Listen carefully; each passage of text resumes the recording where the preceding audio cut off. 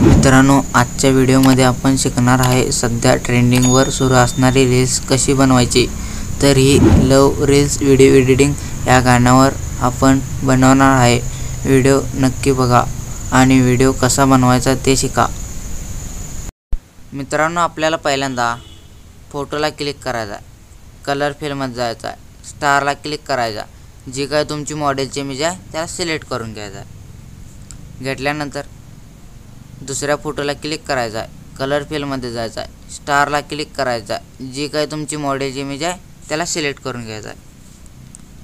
तिसऱ्या फोटोला क्लिक करायचा, कलर फिलमध्ये जायचा, स्टारला क्लिक करायचा, जी काय तुमची मॉडेलची इमेज आहे त्याला सिलेक्ट करून घ्यायचा।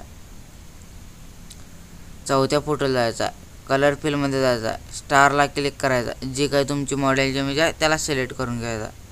अशा प्रकारे घेतल्यानंतर भावांनो, जी काय तुमच्या मॉडेलची इमेज आहे त्याला सारे इफेक्ट लागून जाईल, सर्व काही त्याला PNG ते ॲड होऊन जाईल अशा प्रकारे। त्यानंतर भावांनो एक्सपोर्ट करायचा।